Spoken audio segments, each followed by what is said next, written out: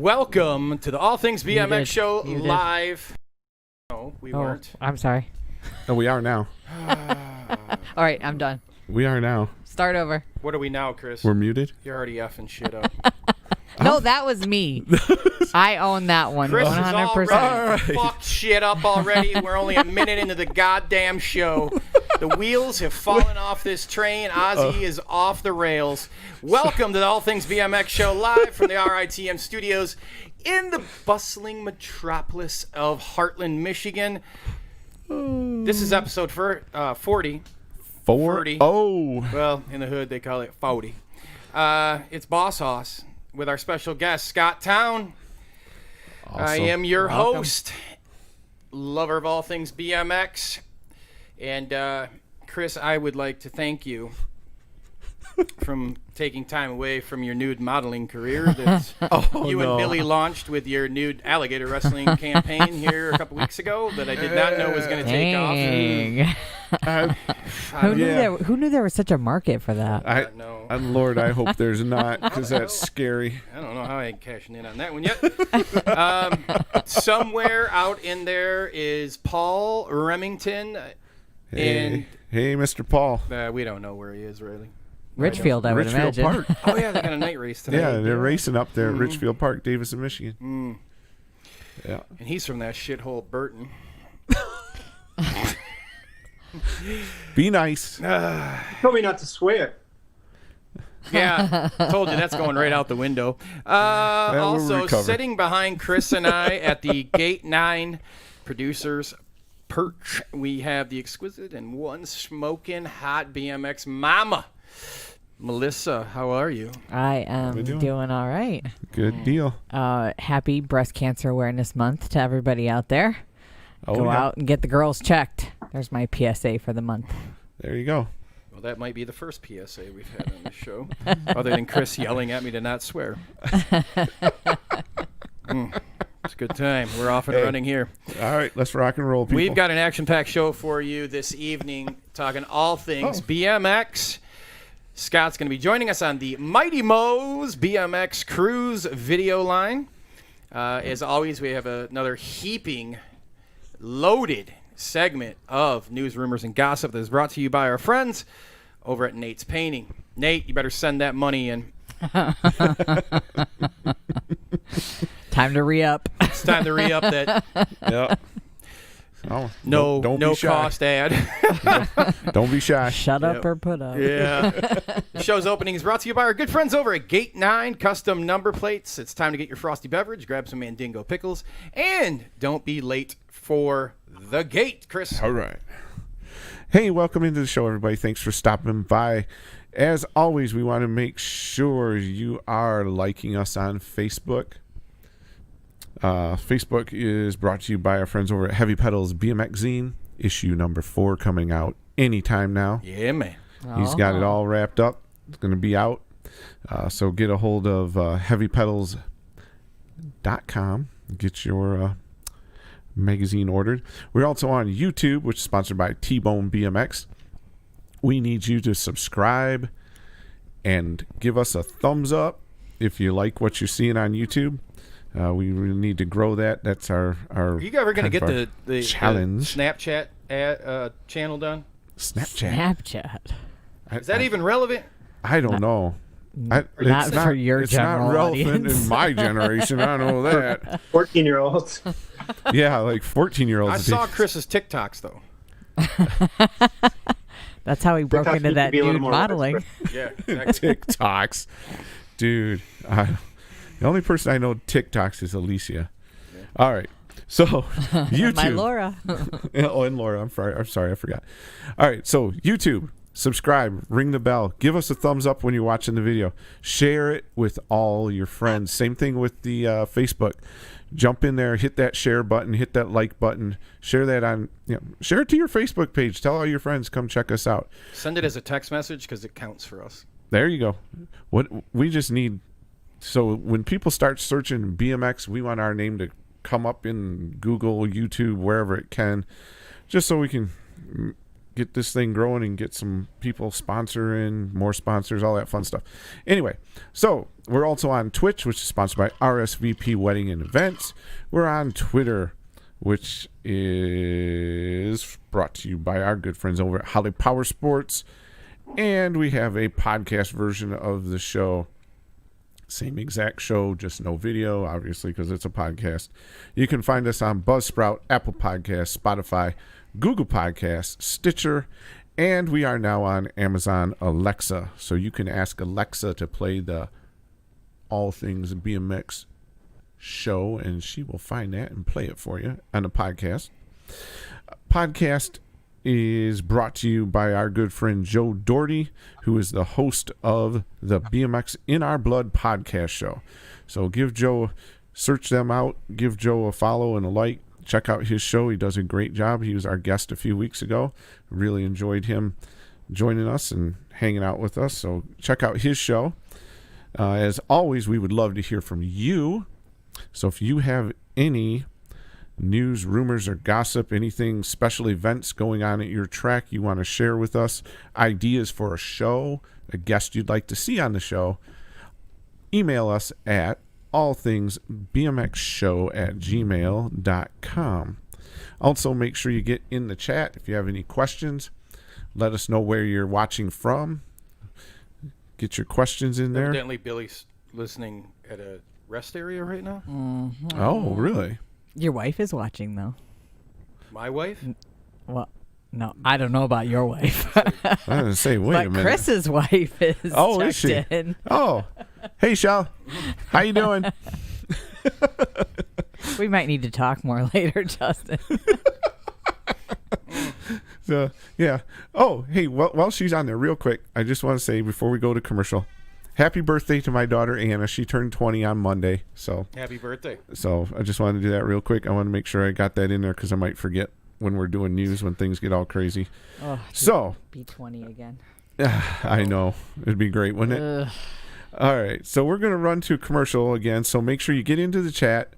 We're going to go hear from our friends at RSVP Wedding and Event Planning, and we will be right back.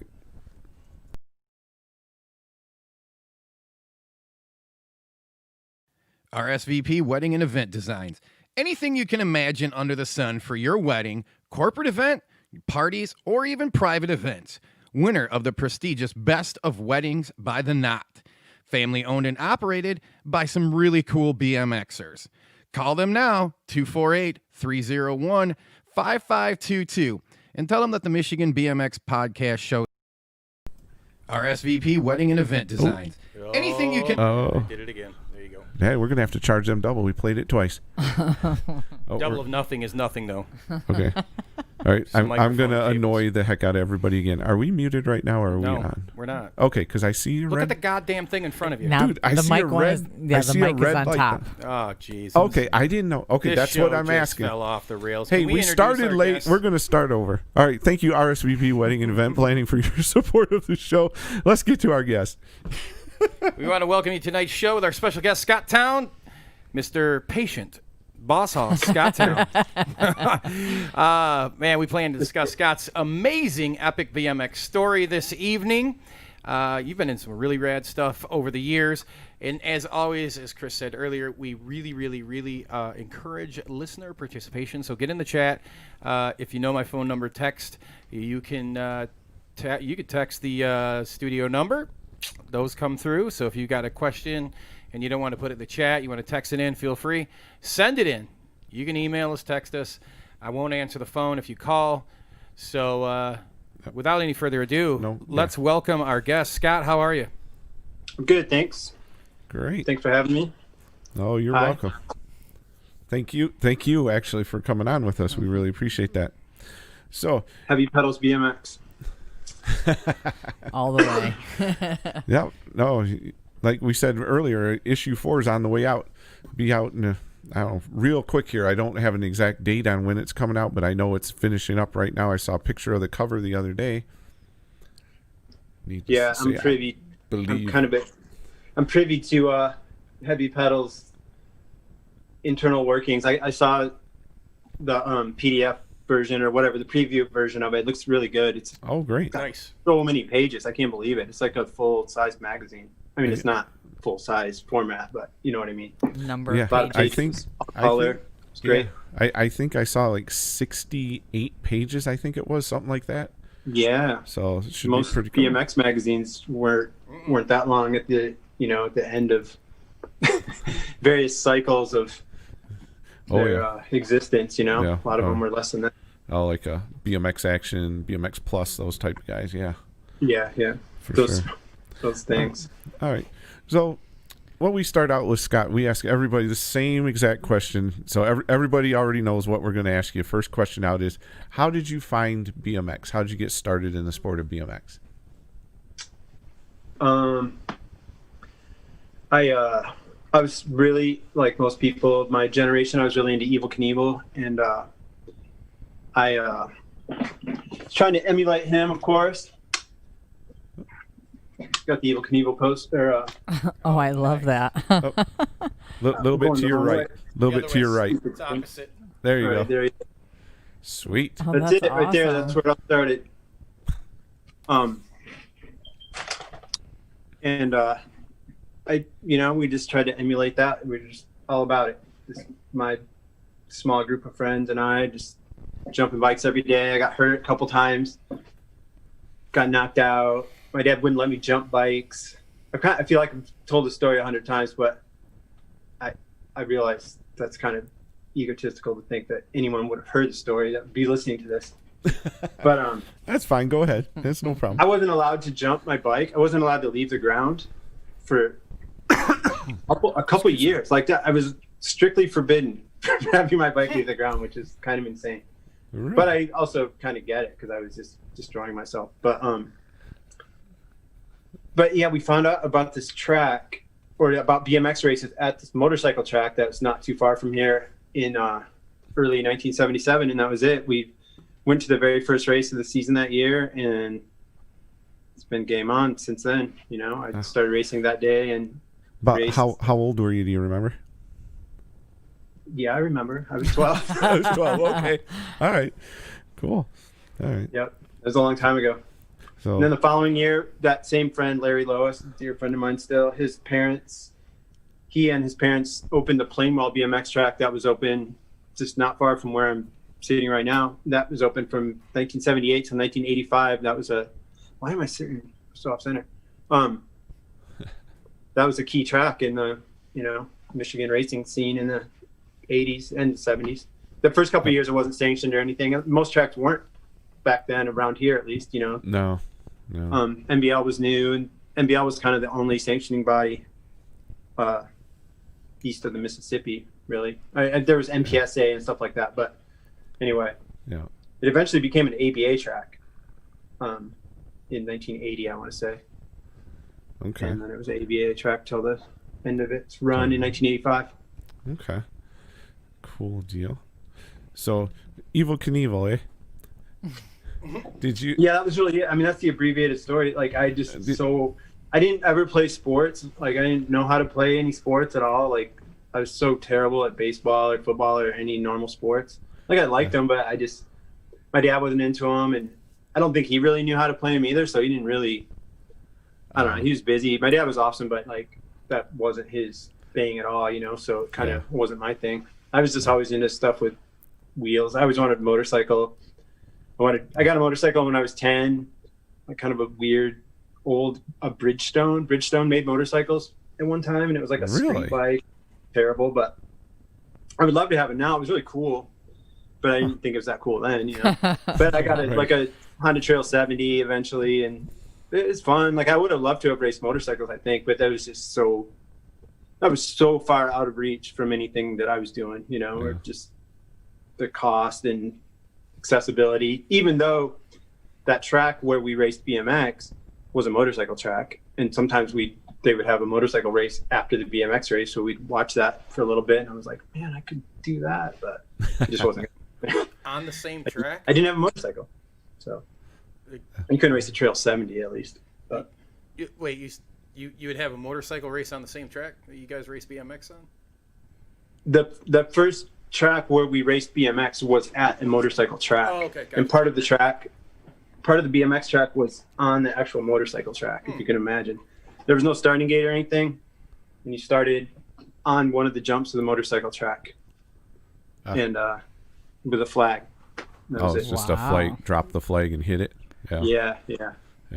You remember your first BMX bike? What was it? Yeah. Do you still have it? No, I don't have it, but I have one just like it.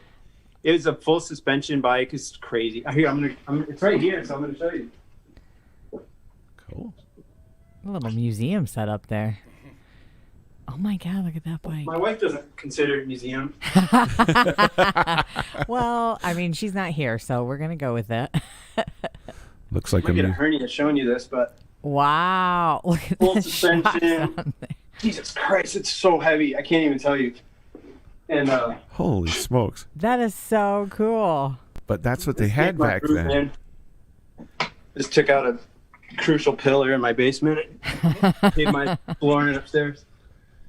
But yeah, I mean, it was made by a mini bike company, which I later learned. I didn't know any of this at the time, of course. But it's built like a mini bike. Like, it's so overbuilt, but also underbuilt. Like the suspension fork that I showed you, like it's just springs. It's hard to explain, but the only thing holding the lowers of the fork on to the upper part are the springs, and there's little metal tabs, like sheet metal tabs that are bent over the springs. Oh my gosh. It's so dangerous. Like, it's the biggest liability. But it does, when you look at the frame, though, it does kind of give you that mini bike. Like, that's what it kind of looks like. Yeah. So, yeah, it's pretty wild, though. I see from the You could chat. absolutely. Oh. Sorry, go ahead. No, I was just going to say, I see from the chat, Autumn is telling us that our little ATV rider, Edward, was on that bike at the Ride for Ron. Yeah. It was there. It was a featured bike for sure. That's awesome. Yeah. That's sweet. That is cool. Yeah, we can talk about that too. I don't know. The history stuff was crazy. It's from so long ago. Like, it's so unrelatable to most people because it seems made up because it's just so different from how BMX is now. Well, it's in a lot of ways. In a lot of ways, it's the same. But it's part of the history. It's how it's evolved. That's where it started. And I mean, now we're to carbon fiber and disc brakes and all that craziness going on. So no, it's evolving. It's forever changing. You got disc brakes on your bike? Yep. No, I do not. Do you? The ironic thing about that bike, like, because we just didn't, there was no way to get educated really. Like, we didn't know any better. We thought, because magazines were always like months behind where you would see them. We didn't really even see magazines yet. There weren't really magazines yet. There was Mini Cycle BMX Action, which later became Super BMX. And I had some of those from really early ones from like 1975 that my mom would buy me. And they had like homemade monoshock bikes in them. Like they didn't even call BMX. They called it pedal cross. Like, it wasn't even really. I know it was called BMX in most circles probably by then, but in that magazine they were calling it pedal cross. And I think that was probably trying to differentiate it from motocross, from motorcycle motocross, because it was really a motorcycle magazine, you know. But yeah, it's pretty crazy, pretty primitive and crude. And the second bike so the point of that long-winded story is that bike that was never a competitive bike, but certainly by then it wasn't. And like the best guys at the track, there were some, like factory built modern 1977 bikes that were Webcos and Redlines and Mongoose bikes like that really aren't that much different than bikes now. They're a lot shorter and, heavier. Yeah, the top tubes are a lot shorter. Much shorter, yeah. Like 6 inches shorter. Right. It's just hard to imagine, but it's really true. I'm looking at a picture of Stu Thompson right now on my other computer on a mongoose airing out of a skate park bowl, and he's 6'2". I know for a fact he's 6'2", and I think he rode a custom mongoose with like a 16-inch top tube, maybe, or 17. Yeah. But that's insane to think about. He's 6'2", and like that's what he always raced. Like at the peak, he dominated BMX on bikes that were that small, Yeah, it is wild how that part of it's evolved so much. It's crazy. So how could they not figure out to just make a longer bike? Like, okay, these big guys are racing, the top pros they weren't really adults, like they were, or maybe they were 20 or whatever, but they were young men, but like they couldn't figure out to make a bike that was longer. Like, I don't know, or maybe at that time it was, this is what everybody's got the same thing. They weren't doing all that custom one-off stuff for the pro riders and that kind of thing probably at that point, but sure. Who knows? But you, like, as a historian, which I hate to use that term, sounds kind of pretentious, but I certainly am, like I'm just such a nerd about it. And I didn't know it at the time, but they did make custom bikes for those guys. But they were just a little bit, like, that's what I was saying, like the Stu Thompson bike is like an inch longer than a regular Mongoose, but it's still 4 inches too short for a giant dude like that. Right. Yeah.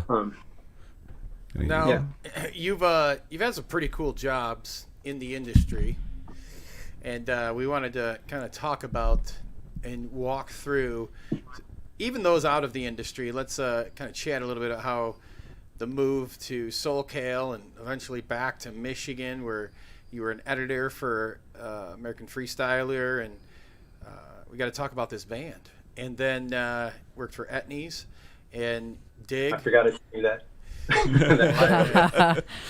And then so we're going to cover a lot of ground. So we got a little bit to cover here. Let's start with one. What spurred the move to SoCal? Well, I raced up through the A Pro ranks. Like I raced nonstop, like any race I could from 1977 through. In 1982, I dislocated my shoulder real badly, and I started doing that more and more, and I had to have surgery. I had surgery in 1984, and that really kind of upturned my BMX career. Just because it's not like now when someone has surgery like that now, they're instantly into physical therapy and like they're back on their bike in 2 months maybe. But it was pretty major surgery, but I mean, it was like most of the year. Like I was just done. And when I did start racing again, I shouldn't have. I was not even prepared at all. Like where now, if you have that kind of surgery, like they want you using it and rehabbing it right away. And I was like, I had this really restrictive sling thing that just held my arm against my stomach I was supposed to wear it for like 2 months. Like I wasn't supposed to move my arm at all. It's called an abductor sling. So I was shifting. And this is my right arm, of course. I'm shifting with my left hand, driving a stick, and it was insane. But, and that kind of derailed BMX racing for me. But around the same time, my dad started selling bike parts at the racetrack when, like the first year of the Plainwell track. So my second year racing, he started selling parts, like vending at the track. And that became like a real business for him, even though he had a full-time job during the week. And we were selling stuff from our house. And I still know people that race now that came to my house to buy stuff. Brian Miller bought stuff from my dad's house or from our house. Ah. Well, my dad was a gunsmith too. This is not to make the story super long, but my dad was a gunsmith. So like when I was born, he was a gunsmith. And worked on guns and made beautiful custom guns and like carved stocks out of walnut and did engraving and just he's a machinist was his real job. Nice. But, so really perfectionist about that kind of stuff. And he had like gun customers that became bike customers. Like Brian Miller's dad bought guns or had guns worked on by my dad before BMX, which is kind of cool. Sweet. So, but anyway, that evolved into us selling bike parts and then eventually into a real bike shop that opened in 84, which is also, right around the time my shoulder was slowing me down on the track. And then it's another long story. All these stories are long, but that's all right. I ended up moving to California. We had the bike shop. Things are going whatever, done with high school, done with not done with racing at all. I was still trying to race. I was really into skateboarding. We sold skateboards at our shop. So that was kind of all part of just my circle, like it still is. And the shop's out of the house still at this point? No. It was a real shop. It was a real shop in town in Plainwell, where we live, which is hard to imagine a shop there. But no, we had a real shop at this point. Oh, cool. What was the name? I worked there every day. I was going to community college and stuff like that. But I entered a trivia contest in BMX Plus magazine, and it was really difficult. And that, I swear, the only reason I entered it is because it was so difficult. I'm like, man, no one's gonna know this stuff. It's crazy, like really obscure stuff. And I won the trivia contest. And do you know Mike Cruz? Do you know who he is? Yes, he's been on the show. BMX News. Yeah, right. He's one of our buddies. Yeah. Well, he worked at BMX Plus already, and I already knew him, and had like gone to races with him, went to the Grands with him in this crazy 70s car he called the Transport, like the most ridiculous car you wouldn't let your kids like go across town. We went to Oklahoma from Michigan in. And we'll have to ask him about that next time he's on. Oh my God, you better block out some time because there's a lot of stories. I'm only part of a few of them. They were amazing. Like they were just insane trips. But anyway, he worked at BMX Plus. I think he came up with the trivia questions, and like John Carr is the editor of the magazine, and was like, wow, this guy knows a lot of stuff. And Mike was like, I know him. That's my friend Scott, and it just one thing led to another. And I was offered a opportunity to interview for the job, I guess. And I flew out there, not with the job locked in by any means, but with a good chance of it, I guess. And I ended up getting the job. So that's why I moved to California, was to work at BMX Plus. Oh, cool. Very nice. Cool. Yeah. So what type of thing did you do at BMX Plus? Were you I was the associate editor. So I was writing articles. Like I wrote magazine tests, not that many race reports, but a few of those. Like I would go to races with John, and because I wasn't really a photographer when I first started there. Sorry, I keep moving the wrong way. It's a little confusing sometimes. Yeah. So I wasn't doing too much event stuff, although I'd go to events. But because I wasn't a primary photographer, I wasn't really writing like the race reports and stuff. But like all new product reviews and like just a little bit of everything. Okay. Bike tests and that type of thing. Yeah, I was really involved in bike tests because I was a capable rider. I won't say I was a great rider, but believe it or not, it was hard to find test riders because a lot of pro riders couldn't do it because they're sponsored. Like a GT sponsored rider couldn't be a test rider for BMX Plus riding a Mongoose. It's not a good look. There were some sponsored test riders, but a lot of them just couldn't do it, or it's just obviously scheduling was tough or whatever. So I would end up testing bikes, and I had so many photos in the magazine just because I was there and like, oh, Scott, do you want to take some runs on this and blast a berm or do a half-ass tabletop or whatever? And ended up in the magazine a lot, which was cool. It wasn't the way I wanted to be in the magazine. I wanted to be in the magazine for my actual racing accomplishments or jumping or whatever. But anyway, So they have you all done up in the BMX Plus leathers and the jersey and all that deal. Yeah. Yeah, I have tons of photos of that stuff. I have. Hold on. Hold on. Yeah. Well, for younger people that don't know about this stuff, they had like actual uniform that these guys would wear when they would shoot these bike tests. For you younger guys, there was a thing called a magazine that was made of paper, and right? Pictures and words. Way too many words. Kids hate to read. Well, the thing about the magazine too was, like you said in the beginning of the show, they would cover a race, and the race would be like 3 months before. Oh yeah, it's absolutely old news. Yeah, you'd be getting race coverage, and it would show up in magazines. It would show up in your house in like December, January, February, and it would be races from, August, September, yeah, absolutely, July. It's old news. Yeah, literally old news. Yep. So, kind of falling flat on this. But yeah, anyway, so I worked at BMX Plus, and then American Freestyler was a freestyle magazine that was an offshoot of BMX Plus.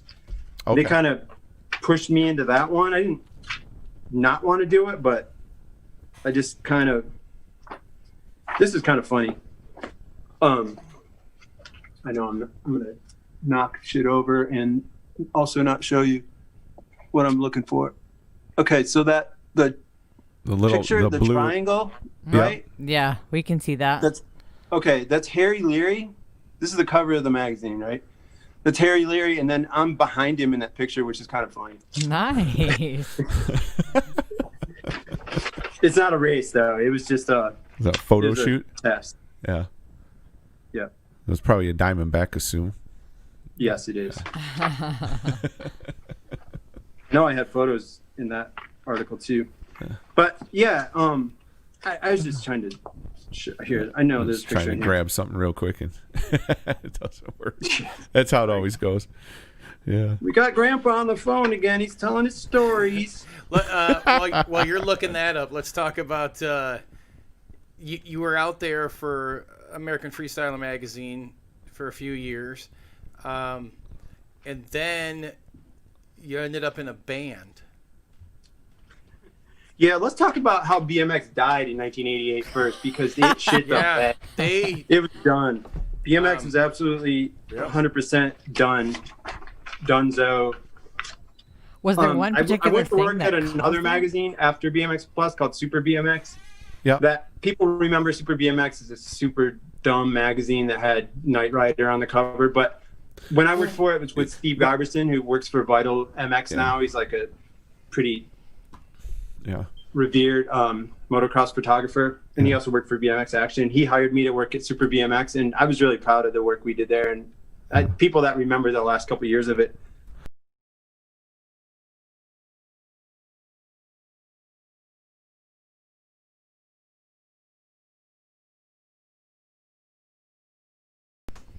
Teen Beat magazine or something, because they had that's these. What I'm referring to.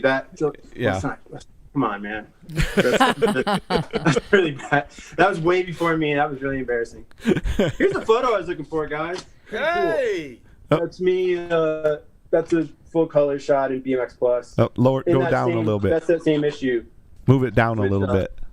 We're only seeing the bottom half of it. Oh, there wow. You go. Look at that. Uniform and all. How cool. So that's the full uniform. The kit, if I post a picture like this, which I've, as a narcissist, of course I do, people always compliment the uniform. Oh, that uniform. Oh, my God. They just can't get over the uniform, which is funny because when I'd never, even back then or long before that, early 80s, I was always jeans guy, at the racetrack. I'd never liked wearing leathers and stuff, but anyway, BMX really, really took a dive, and it was just kind of done. And Super BMX closed its doors, and BMX Plus stayed around, and BMX Action and Freestyle stayed around for a couple more years, and I contributed to those after I moved back to Michigan. But when Super BMX shut its doors, I was over California. I was ready to move home anyway. So, that one you're showing is way before my time. But what was your question, Melissa? Oh, I was just curious if there's any one particular thing that you attribute the demise of BMX in '88 to. No, I don't know. It's tough. No one can just kind of get their mind flittered out. Yeah, things work in cycles, and freestyle became a really big deal, and then freestyle was so wacky in the '80s, and it was so corny, and people got really into it, and then. Well, speaking of uniform, they all wore uniforms. They had the whole kit going on, and the weird bikes that were just kind of junky, and they were so lame. All the stands and all the stands and all that stuff built into the frame and all that stuff. Yeah, and none of it worked. And when we would do at the magazine, when we would test bikes like that, and I'd have to ride them, God, this bike just sucks. They're so heavy and literally clunky, rattling around with goofy parts that you were just talking about, the frame standards. You'd hit your ankle on. You're like, oh, dude, that hurt so bad. They were just garbage. And that's part of it. Yeah. The bikes weren't rideable, and they were expensive, and that's when production was shifting to Taiwan, which is whatever. It's inevitable, and eventually that was okay. And some of those early bikes were okay, but they were just lesser quality, and they were always heavier, and they would break, and the forks would bend, and cranks would bend, and that had a lot to do with it, I think. And then the big thing about freestyle BMX is that it's really hard. It looks really fun, and guys that are good make it look easy, but you can't like you just can't do it. Like I was a pro BMX racer and like a competent jumper, and I would try to do like the most basic flatland tricks and just get so frustrated. I'm like, I hate this. Like I don't want to ever do this again. Like it just would make me nuts. Yeah. And I was a good bike rider, and for like an average kid that was just learning how to ride BMX anyway, and then he's trying to do all these complex tricks, it was just so far out of reach, except for those, select few that figured it out. And those guys that could do it, that's why they were good, because they made it look easy, and it was, like R.L. Osborne. You just watch that guy, and it was just like, oh my gosh, I gotta try to do that. And nope. RL is amazing. I have so much respect for that guy. It's so insane to me that he's all of a sudden fully back into BMX now. Yeah, it's pretty cool. Yeah, and kill out of nowhere. After so long, like that guy literally washed his hands. Like he was in the movie Joe Kid on a Stingray. They interviewed him for that. But besides that, like I can't think of one time when he was like, he doesn't go to reunions. Like he's not active in anything BMX related. Like it was almost like he was denying its existence. But he's not now, and it's awesome. Like he's totally riding, and he's legit. Like he's super good still. Yeah, like he still got it. Hard flatland tricks, and I watch a lot of those videos, and he's jumping big boxes, and it's awesome. I love that. It's amazing that I mean, I don't know how old he is. I assume he's in his late 40s, early 50s, somewhere in there. No, he's in his late 50s. He's late 57. 50s. Okay, so he's a little older.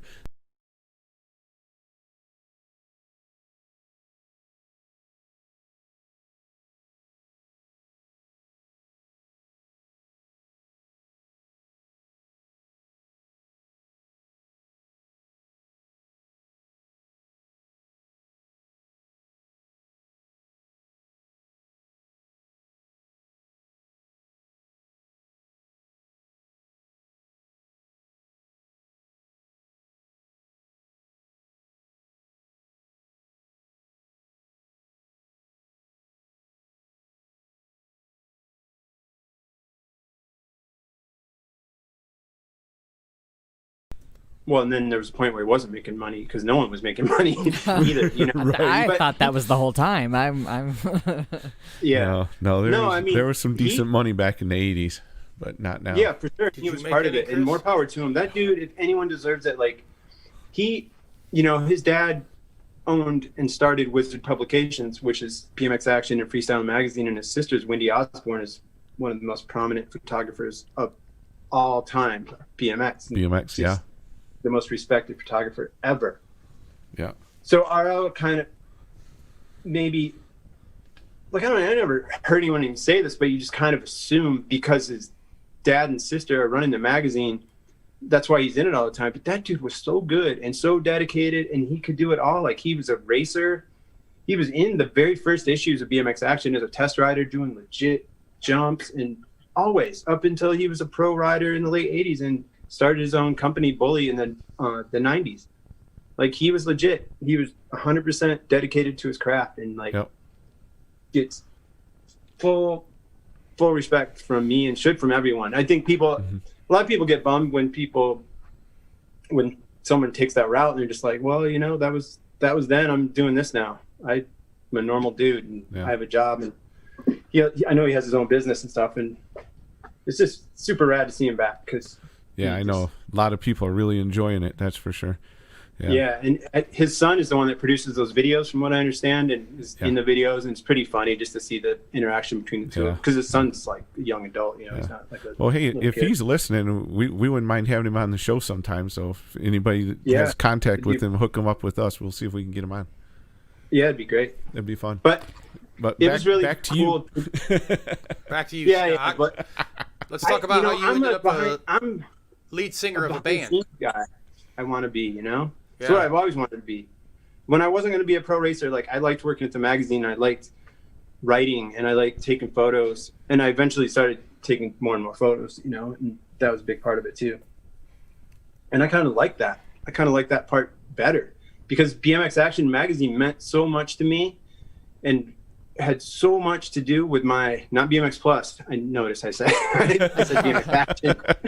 Right. Had so much to do with everything I was about. Like, my mom left when I was 12, and broken home, the whole deal. Like, I just relied on that. Yep. That the magazine meant so much. So let's talk about how you went from being the guy behind the scenes to you being the front man of Destruction. No. Destruction. It No. was actually called the Deconstruction. Deconstruction. It was in the 90s. If you want me to be candid, which I always am. Yeah, please make sure you throw in some fuck bombs too, because it gets Chris all fired up. I think I've been doing a good job of not swearing. You've been doing great. Crying, and I didn't even get to the part I know I'm going to cry about. No, I mean, the band thing is honestly, when after I moved back to Michigan, I ran the family bike shop, and if you saw where that bike shop was now, you just wouldn't believe that there's any business there, let alone a bike shop. Like, it's just not it's not even a business zone. I mean, it's zoned technically for a business, but like, there's no other businesses around it. It's in plain white.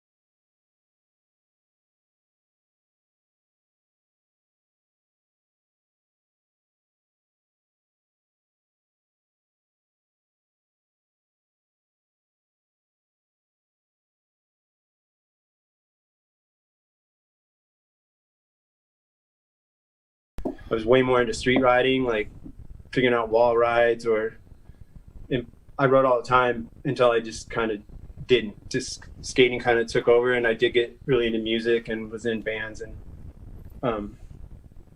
the time I was in a band was from like 91 to 97, which is exactly the time I wasn't into BMX. Just those 5, I know that's not 5 years, but close enough. Nobody's counting. Those 5-6 years, whatever. 5, 6, 7. Yeah. 91 to 97 is 6 years. Come on.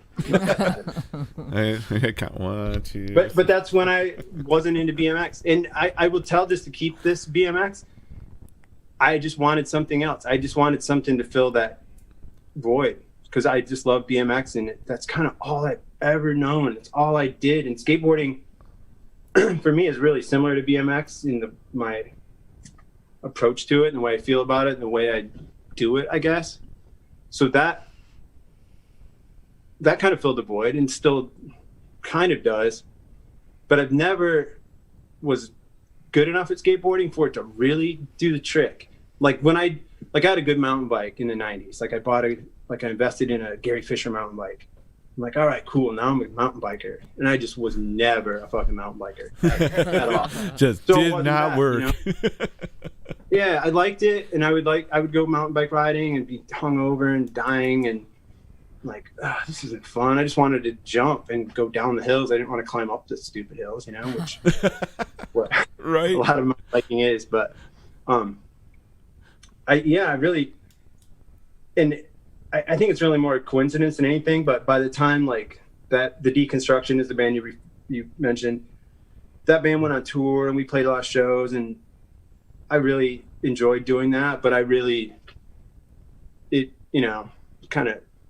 it ran its course. And when that was done, I was in a couple other bands. But then I was like, man, I'm going to get another bike. Like, I always had a bike or part of a bike laying around. Right. Always do. Yeah. And my dad had a bike shop, so it wasn't accessible. Like, I was able to piece together a bike. But I started riding again in 97, and that was right when I got the job. So I had been managing that skate shop, and it's right when I got the job as a sales rep, working with another rep. He needed help. He needed someone to help with the shoe part of it, which is Etnies. And okay. That's a skate shoe brand that was heavily involved in BMX and still is.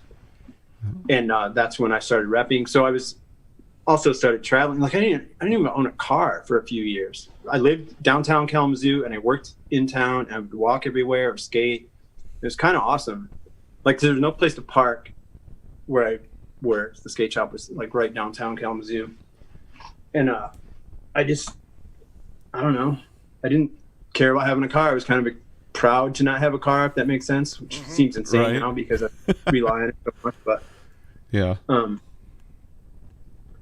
But when I started repping, I had a van and I was going all these places. And one of the first places I went, one of the first trips I took, I went to a skate shop in Toledo called Just Skateboards, which is still there. And the guy was like, and I had a bike with me. Like it was all kind of at the same time.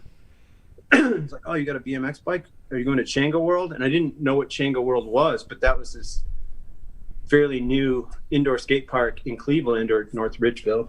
The most amazing skate park ever.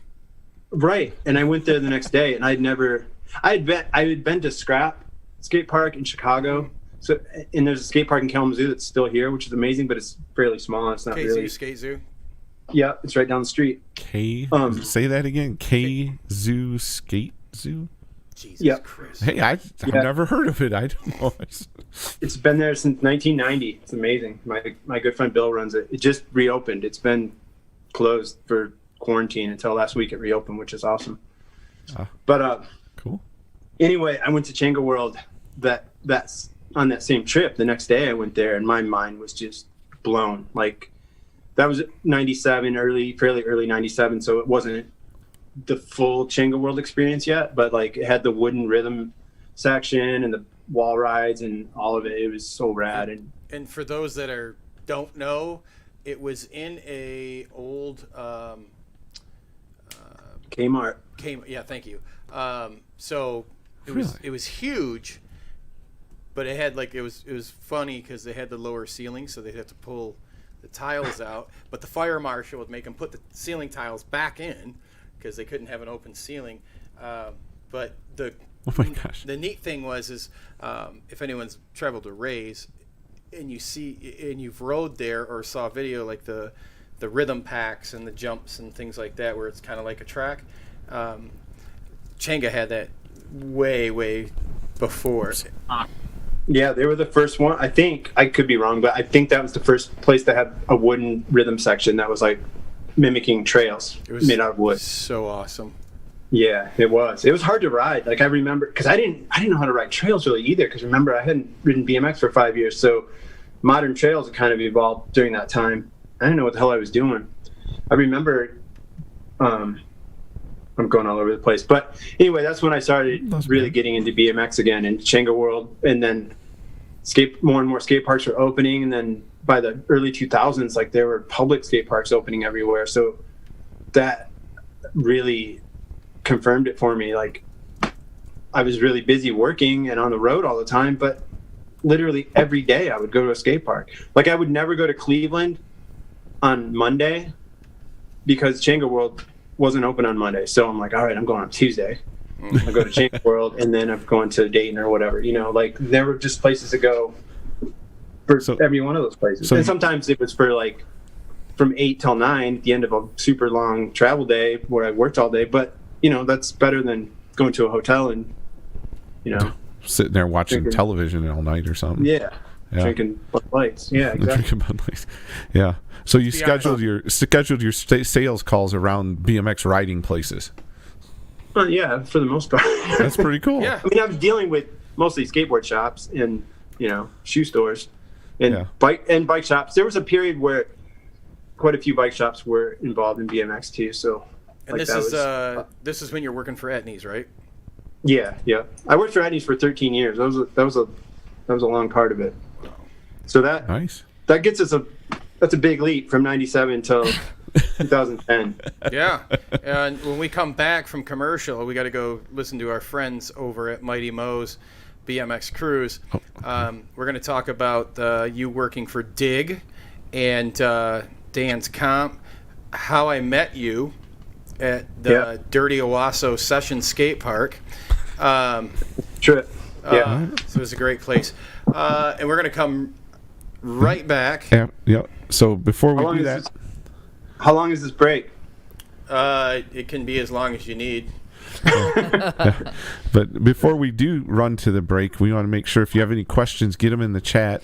And when we come back from commercial, we'll run through the chat and see if there's any questions, and we'll talk, like Justin said, about the Dig Magazine, Dan's Comp, Owasso Skate Park, all that fun stuff as well. Mm-hmm. Just for the record, that cleverly concealed beverage was one of these guys. Well, you had to promote the heavy pedal.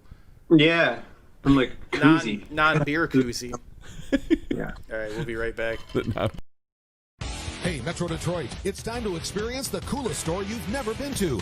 Magic Motorsports in Waterford. Discover over 40,000 square feet of savings. From motorcycle parts, accessories, and service to hoodies, coats, jackets, and sunglasses from Oakley and Spy, and so much more. Looking for that perfect gift? You'll find it here. Get big discounts on everything every day. We also carry the area's largest selection of BMX bikes and accessories. And we change motorcycle tires while you wait.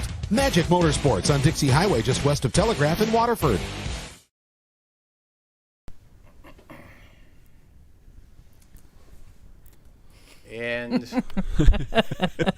And we're back. How are you, Chris? I'm doing great, Justin. How's things going over there on the technical side of things? It's good. It's good. Cool. Let's check in with Melissa. Who's in the chat, Melissa? Why don't we so do some adorable. shout outs to the chat? Who's in the chat? You guys are killing me. Oh, sorry. No, I don't know. I think nobody must have slept last night. I don't know. Anyways, we should say a big hello to our buddy Robert Cardoza. He is hanging with us. All right. Bob, I'm going to mess up your last name, but I'm going to go for it. Poffenbarger says, hey, Scotty. Autumn Hullub from the west side is in. Oh, and Mag wants me to ask Scotty to tell a particular story here in a minute. Okay, we'll come back to that one. What's up, Kyle? Sorry, what's up, Bob? Kyle Wood says, what's up? Randall said he's listening to us because he's working on bikes as he usually does. He's going to be going to Louisville, Randall. too. Yep. Oh, Randall David. Yep. Okay. Manny Ramirez says, what's What up, up, Manny? guys? Hey, Manny. Diablo's Racing Texas team DeSoto BMX is where he's from. Diablo. Oh, yeah. Ron Walker's with us. Joffrey LaFontaine says he remembers the good old Plainwell BMX track. Man, He was out of Lansing on Saturday doing the, I think he was in the flat pedal breast cancer race. nice. Cool deal. Yeah. Like it. Let's see. Dave Farelli says hi from down under. Good day, mate. Whoa. What's up, Mike? Hey, Screamin' Neiman, as usual, has joined us and given a Neiman. shout out to Chenga. I know you guys. I've heard you guys talk about that before. Yeah, I think it's amazing. He got kicked out of the hotel by Jenga World. It's such a good story. Someday we'll share. Coming up in a future episode. Yeah, Jenny My from friend Kelly Baker got a DUI in the parking lot of Changa on his BMX bike.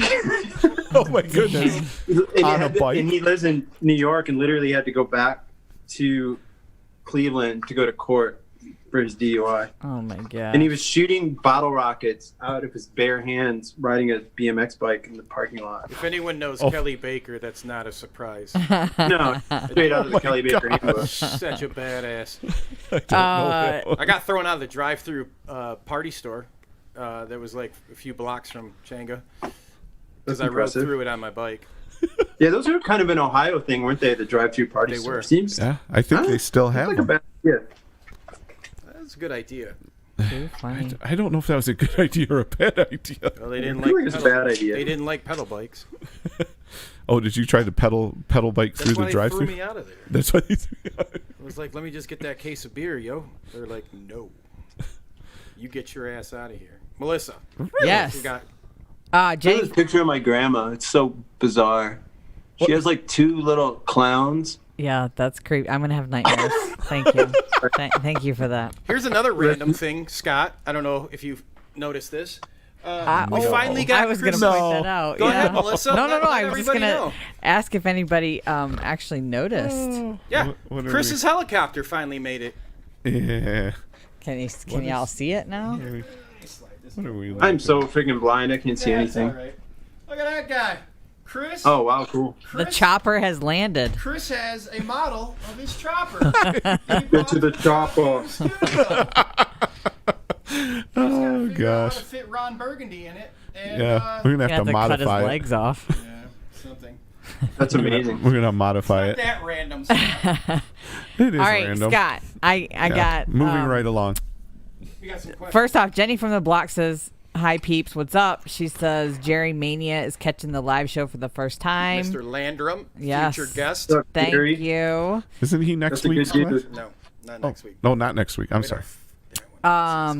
Okay, so Hey, I didn't know. do we want to talk about grands from back in the day? Do you want to talk about your best BMX day from the past or your current BMX collection?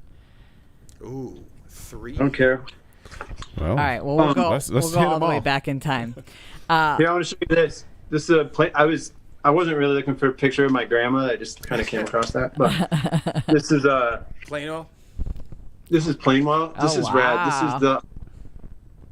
This is the last race ever at Plainwell Plainwell BMX. BMX. This is Okay. so confusing. Right there. Right- That's oh. good. Oops. Perfect. Nope, Oh, hang I'm on. sorry. Hang One on second. just a second. We just There you go. got a little technical thing going on here real quick. Talk shit. I'm not That's talking bad awesome. about you. Bitch, you. So the guy in the middle is number 88 in the SE colors is me. This is the very last race at Plainwell. This is the pro.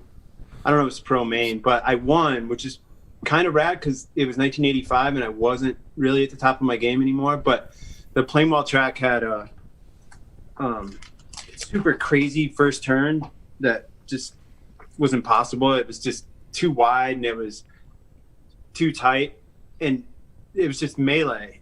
Every race there was a crash in the first turn almost, and I knew that, and I got kind of a shitty start in the main, and I just hung back and did the high-low, and I won. I was so stoked because, again, I wasn't really at the top of my game at that point, but it was cool to win the very last race there. Because I also won the first race there when I was 13 Oh, in 1978. that is cool.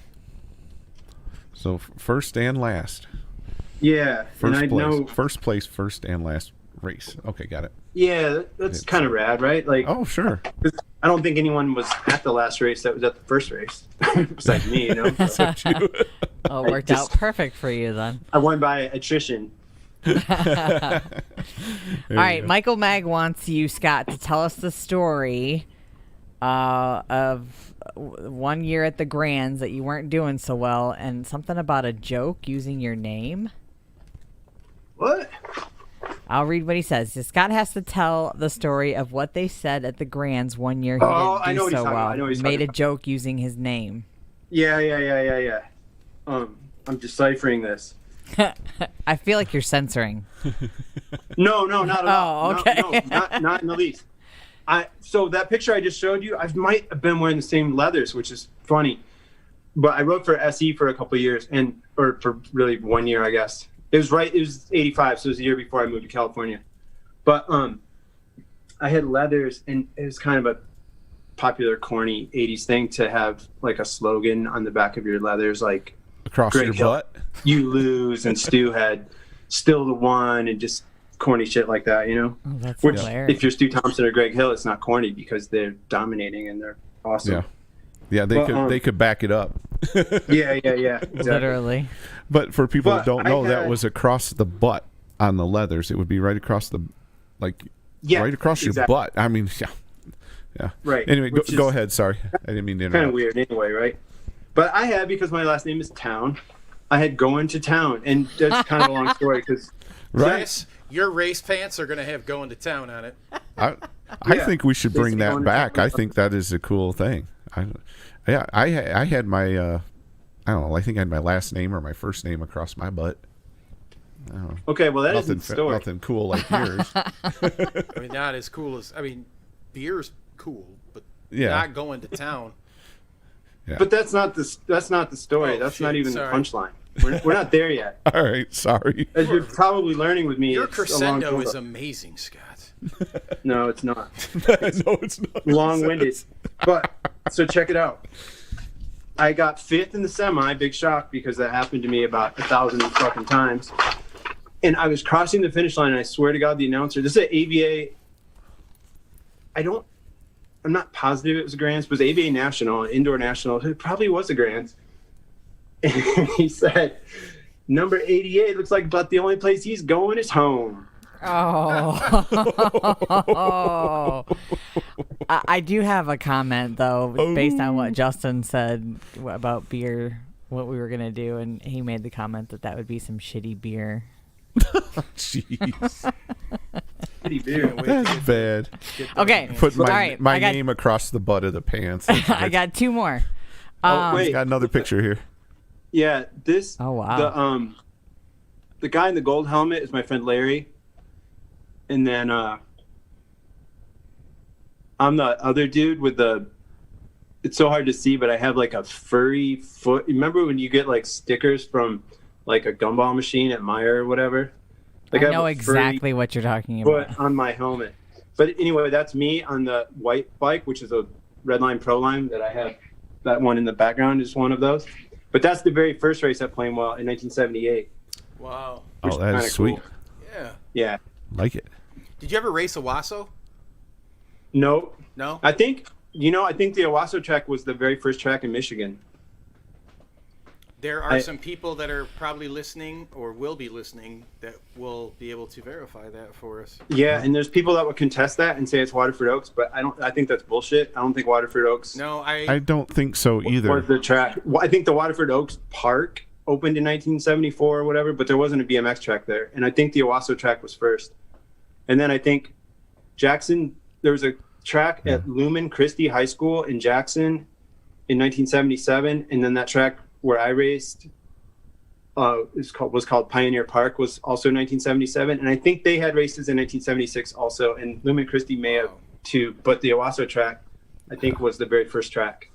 I've heard that as well, that they were the first one around, but everybody will argue and it'll turn into a big mess. Yeah, but it's just us talking right now, so they can eat shit. Yeah, you guys say at the same time.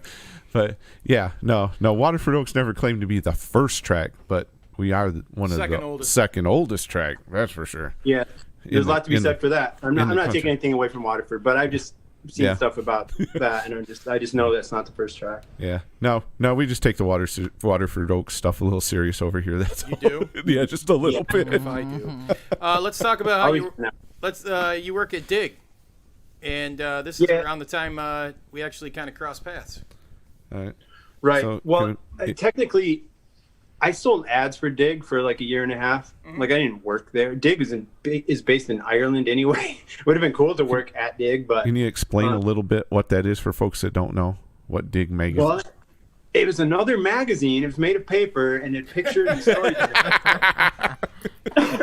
That's what I was looking for. It's an actual magazine that they delivered to your home if you had a subscription. They had like glossy pages with words. Oh, weird. I have one right here. Dig was always known for like super, like I just heard you saying glossy, like heavy stock paper and just always super quality, like the content, like the polar opposite of BMX Plus. Like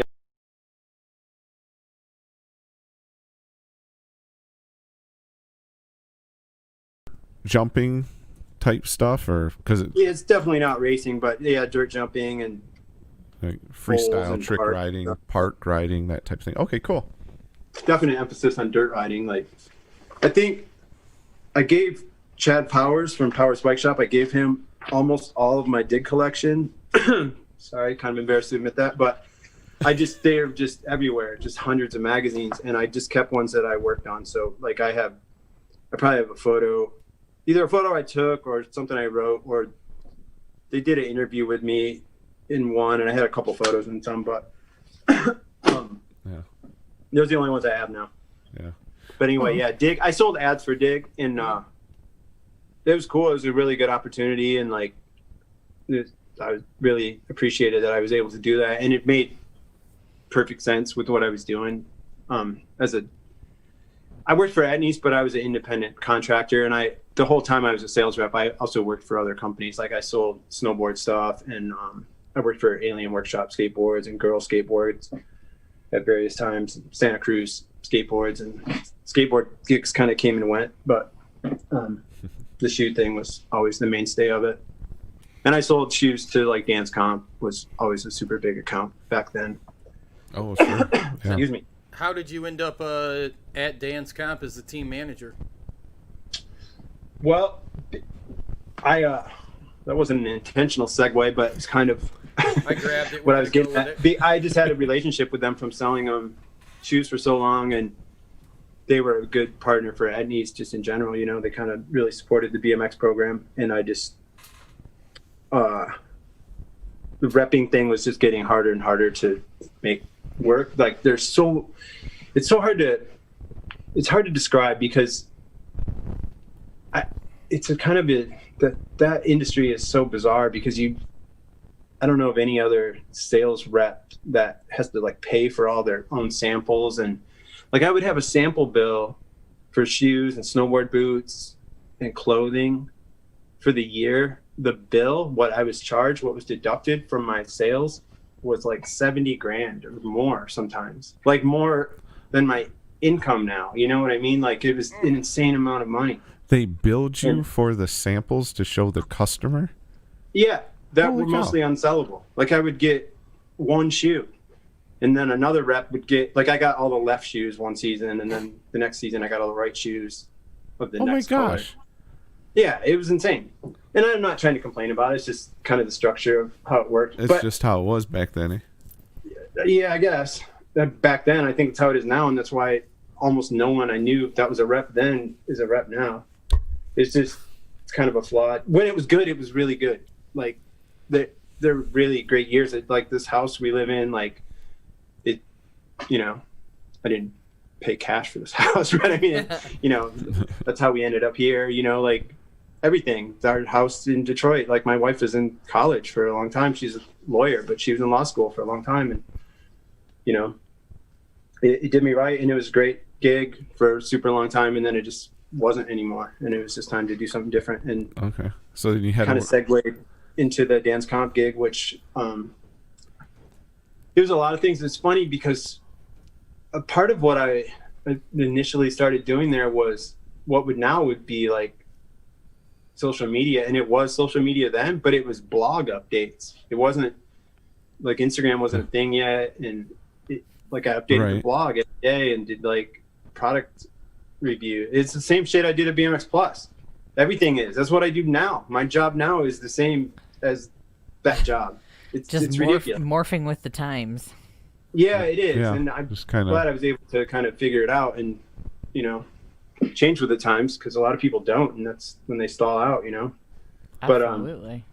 Then I eventually became, like, I didn't ever want this to happen, but the shoe buyer at Dan's, or the clothing and shoe buyer, he's the guy that helped me get the job. He's the one I had the relationship with. He left. He always wanted to move back to New York, and he did. And I knew, like, he called me on a Sunday. I remember, like, people, you know, like the earlier generation says they know where they were when Kennedy was shot, or we know where we were on 9/11, you know, that kind of stuff. And I know right where I was when Ernesto called me to tell me that news. And I was like, God damn it. And I was downtown Kalamazoo riding bikes on a Sunday by myself, like getting my bike out of the car. And I'm like, oh, what's up, man? And yeah, I thought it was kind of weird because I talk to dude all the time. And it's not like he was calling for small talk, and he was calling to tell me that he was leaving and taking another job and everything. Damn it. Because I knew exactly what it meant, that I was going to become the shoe and clothing buyer, which just because I was infinitely more qualified than anyone else, because I did it for not 13 years. I did it for long before that, because I was a buyer at the skate shop before I became a rep. I'd done it 20 years at that point. Yeah. So, and it was awesome. And I don't even want to talk about all that much, because it's just a closed chapter, and it was a really good opportunity. I did it for 7 years, and things got weird, and not for me ever. Like, I'm always weird, but I imagine doing a show with Chris. Yeah. Well, I got questions if we need to change the subject. No, I don't need to change the subject. Like I've talked about it a lot and like give credit where credit was due, I feel. Well, Okay. that's all that's... All right. Let's change. I just don't feel like I need to do it again, you know? Like Sure. Dan Comp is around again and it's totally different people and it seems like it's super healthy and it's a positive thing and I'm super happy for him and like I want it to be a good thing, you know? And I think it is. Like one of my good friends from there is one of the only people that still works there and he's an awesome dude and I'm super happy for him and I know he does the right thing. Like he's more pro than I'll ever be. Let's clear out our last commercial and when we come back, we'll have some questions from the chat. Yes. If you got any questions, get them in the chat. Perfect. We're going to go talk to our friends over here at Mighty Mo's BMX Cruise. Attention BMXers, this is your riders meeting. Come join us on Mighty Mo's BMX Cruise 2021, brought to you by T-Bone BMX. Cruise to the Bahamas September 13th through the 17th, 2021, aboard Royal Caribbean's beautiful Navigator of the Seas, with stops in Nassau and a perfect day at Coco Cay. We are pleased to bring you BMX Hall of Fame inductee Stompin' Stu Thompson as our guest speaker. If BMX had a Mount Rushmore, this living legend's face would be the first face etched in stone. We will also be honoring BMX humanitarian and rider Howard Cato. Our MC for the Stu Thompson event will be none other than Hall of Famer Hollywood Mike Miranda. Be part of the ultimate BMX pit party away from the track. All the fun of hanging with your friends just like at the races, but without all the stress of competition. Unless you take part in the All Things BMX dodgeball tournament, where you just might get broke off. This is a must-attend event for any BMX enthusiast. The Caribbean had better be ready. Riders ready? Watch the waves.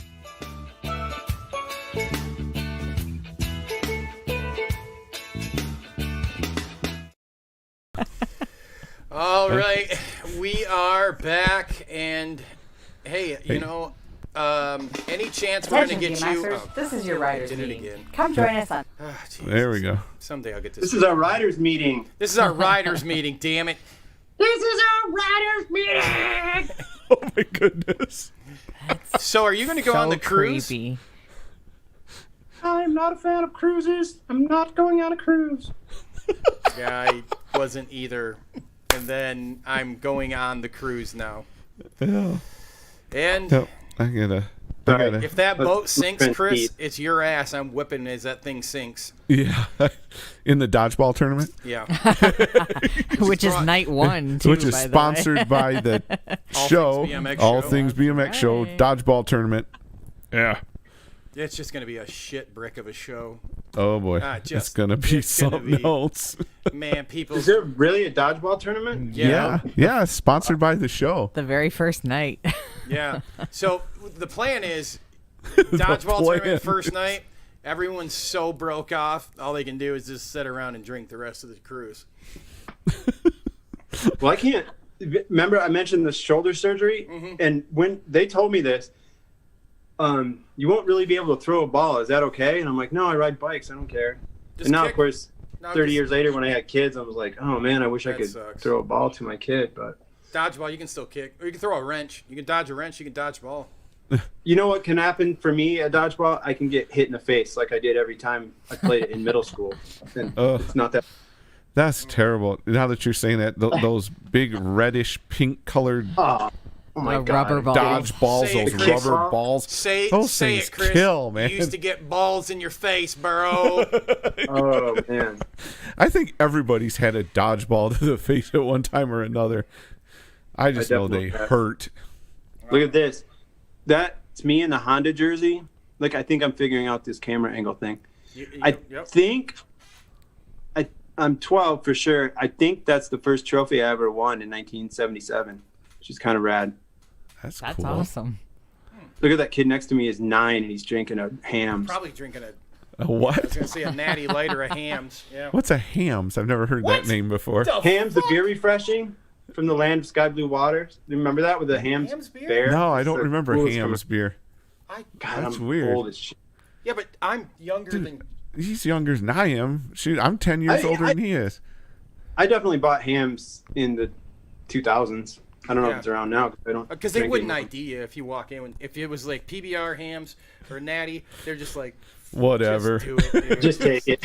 Go. You have to drink 20 of these to get drunk. So. Yeah, so they just assume you don't know what you're doing. What Melissa? What questions do we have from the chat room? Well, Marie would like to know, Scott, Marie McGilvery would like to know, because you've been through so many generations of BMX, what is one thing you've seen in BMX today that you don't like?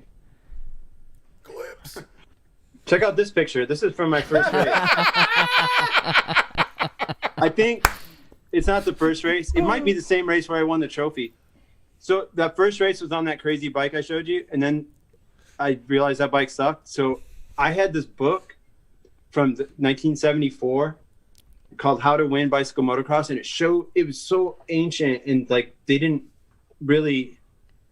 weren't that many production bikes yet, and it showed you how to like raise the crank hanger, the bottom bracket, the crank hanger, like archaic terminology, raise it on your Stingray so you could run longer cranks. And my dad did that, and that's the bike I'm riding in that picture, which is crazy because it was a Huffy, and he like I told you he was a machinist, yeah, and a welder, so he is capable of doing that. But he was just cursing the Huffy. He's like, this thing's braced together, damn it, like it's never gonna hold, and it didn't. It broke in half, like it just blew up. But I did win that third place trophy on it. So yeah, what don't you like in BMX? Hi Marie, that's cool. That's a great question. I don't know. BMX is awesome. It's cool that it evolved. Like, I'm not delusional about the old days. Like, this track was ridiculous. Like, you ran through like a stream that suspiciously led to this little outhouse. Like, I don't want it to be like that. You know, it was basically a goat path through the woods after you came up the motocross track. That ain't how I want it to be. You know? That's how it started, though. That's how it was back in the beginning. It did, and that's all fine. But I don't want it to stay like that. And I'm not delusional about how great the tracks were back then. Like, the Buds BMX in Elkhart, which is everybody's favorite track from this area in my generation, and pros used to say that in the magazines, you know, like California dudes at Buds BMX in Elkhart. When I think back to that track, like the turns were flat and it had like 4 jumps and it was a super long track, and the jumps are all rounded back then, and like I don't know, was that awesome? Like, I don't want to race on a track like that now. Did a whole lot of pedaling back in the day. Yeah, you sure did. And I mean, part of that was cool, you know.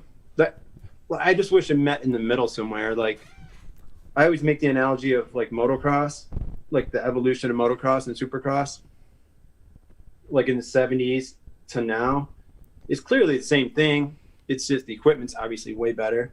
The tracks are different, but not a whole lot different. But then you compare BMX let's just say 1980. BMX 1980 to BMX racing 2021 is like, what the fuck is going on? Like, it's so...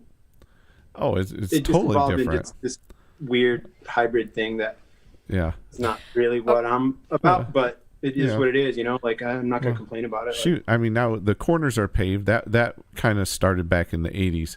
But now we've got glue and stuff that they apply to the dirt. And, you know, I mean, they didn't have that stuff back then. I mean, if it, you know, the corners had ruts in them and it was like, you know, washboard on a dirt road when you're driving your car. It's just like, you know, you go. You better hang on when you go through there, man. Right. When I look at, like, I'm such a kook, man, but I still always look at, then most of them are online. So, but I look at early bicycle motocross action and kind of study pictures and stuff. And like, there'll be like a berm shot where they're shooting a big roost of dirt. It's the coolest thing ever. But you're like, how do they even pedal up to that? Like, you can tell it's like super soft dirt. Yeah. It's loamy dirt that you can't like pedal it. Sand or something. Yeah. How do they even get to it to do that? You know, like, I don't have delusions that was somehow better. It looks cooler because Bob Osborne was the magician that made that all work, and just such a master photographer, you know, and had such a vision for it. But like, I don't know, those tracks weren't that awesome. All right, so Todd Honestly, when I look at '90s tracks when I wasn't racing, maybe a lot of those look cool, like they were fun. You know, they look like they were fun, although I didn't go to them.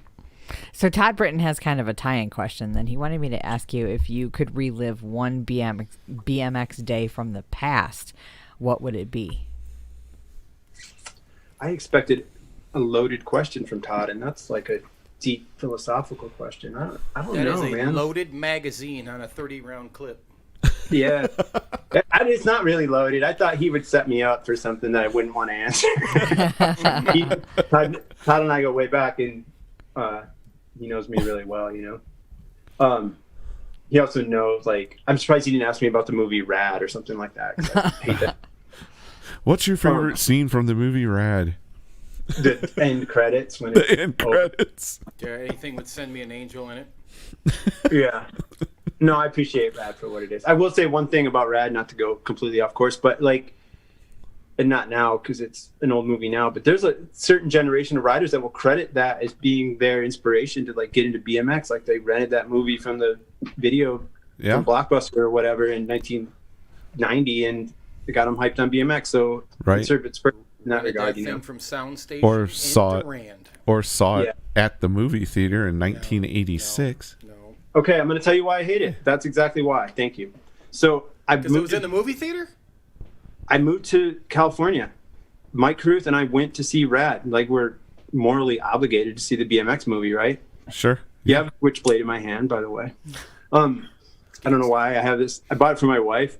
She always said she wanted one, and I bought it at this weird Army Navy surplus, and I gave it to her, and she's like, I can't have that. I'm an attorney. They wouldn't let me in the court. But anyway. Get her a Glock 17. They're a lot more accurate. Yeah, that's fair. Don't worry, Chris. It's a gun. I know. So Mike and I went to see Rad in the theater right when I moved to California. Like, I just landed this job at BMX Plus magazine. Not 100% the dream job, but a dream job. Like, there weren't industry jobs then, and certainly not for a dork from Michigan, you know? So that was a big deal. But we went to see Rad, and I was just like, dude, this is just embarrassing. Like, I was so bummed. I was like, people already think BMX is like the dorkiest thing ever. Or they don't know what it is at all. They still think you're talking about motorcycles. Exactly. Still goes on. The dorkiest thing ever. And then they see that and they're like, oh yeah, there we go. It is the dorkiest thing ever. BMX is kookier than I ever imagined it was. That's that Towne kid. Remember in high school? That's what he did. Oh my God. Oh, you totally jumped out of the No, I never took it to that personal level, but I just thought I was just embarrassed for BMX by that movie. That's all. Yeah. Oh, that's my rant about I would imagine that's not the day you'd choose to relive then. No.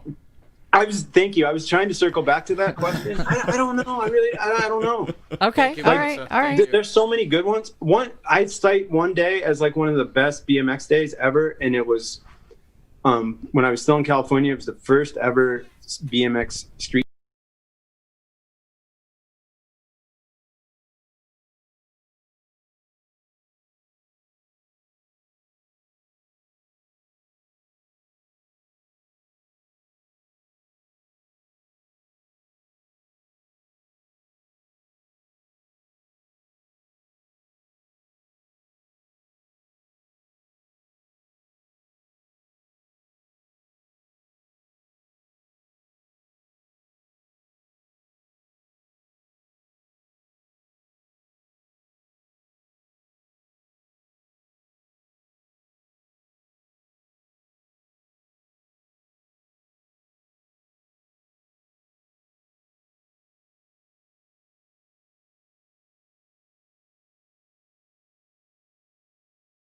not naturally a super competitive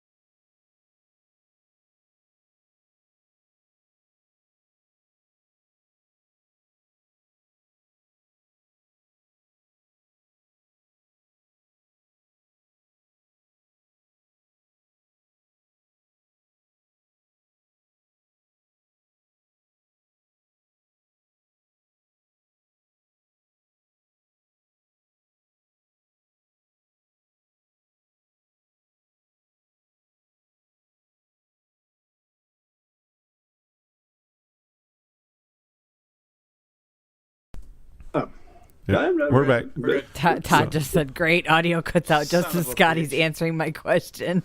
Oh, you mean that Another whole thing, time? Todd. All right, That's so right. You gotta re-answer that question. No, It's okay. I never answered it anyway. Yeah, that's right. No, you really didn't. All over the place. So there's so many different days you don't know which one's your best one ever. I get Yeah, I don't know. There's a lot. There's so many good ones. Like I don't know. I can think of some I wouldn't want to relive that were just when bad things happen. But Yeah, like I mean, there are- situations that you piss your pants. No. At Roca Skate Park in Owasso. no, what? No? That's insane that we interacted there because I only went there probably. 3 times. I know. I went there I'm pretty sure I went there 3 times because I went there one time, like early on, and it was. And again, this was always tied into like selling shoes. Not that I had to sell shoes, but it wasn't really on my way to anywhere. No, it was And- in the middle of nowhere. Yeah, and he didn't buy shoes, so I went there the first time and like, well, it doesn't. I couldn't spend my time going places to not do any business if they weren't on my way. Right. You know what I mean? Like, it just wasn't. There's nothing personal. It Yeah. just didn't make sense. you can't justify it. Yeah. Yeah. Well, there was also. But he Go ahead. he clearly. I remember that dude Jason was going to take it more seriously, and he started stocking up the pro shop, and he was buying product, and he also revamped the park, and it was way better when I went. And I went a couple times, and then it closed not long after And that. that's which when. Yeah, that. Remember, I was telling you that's when we bought all the ramps. yeah, right. Yeah. No, we talked about this the other day, which is insane that you were there because Dude, I I was totally only remember there. you at the front counter, right when you come in the door, and this is when he Yeah. updated the entrance. So like, because it wasn't there, but then he put was it pegboard? Yeah. Then he had the shoes up there, and Right. you were in there talking to him, and as I said, I was like, Did I move my hands a lot? yeah, of course. Yeah, the same thing I do. But it just, he was, Jason just was like more astute when he was speaking with Scott Towne. And you left. I'm like, so I like rolled over. I'm like, who the fuck was that? He's like, oh man, it's the Etnies guy, man. He's got this thing going on. I was like, oh, cool. But that's funny. But the crazy thing is, like, I effectively was only there twice because I was there real early on, and then those 2 other times, I think, and I want to say the second That'd be time was 3. probably just to ride or just like checking in and just really wanted to ride that park because I always wanted to ride anywhere.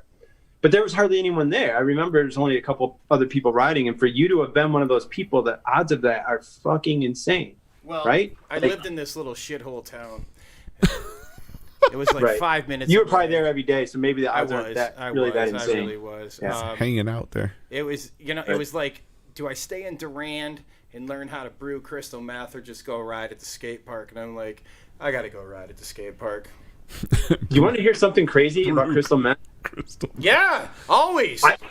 No, I swear this is totally relevant because the Meet the Street thing is on the video right now. The night before that Meet the Street contest, which was in Santee, which is San Diego, myself and a couple other dudes were riding around. Like, we were staying at a hotel because I lived in the valley, so I lived a long way from San Diego. And we were just out riding around, innocently enough, and a cop like pulled us over, and he was like shaking us down, like he's shining his flashlight in my eyes, especially, like they were probably red because it was outside and it was nighttime, and I wear contacts and my eyes are always red. They are right now because I was riding earlier. I knew, like, I'm glad we had the delays because when I came in, I was like all sweaty and my eyes were red because I was riding my trails tonight. But anyway, he was like, San Diego County is the crystal meth amphetamine capital of the world. You're not on it, are you?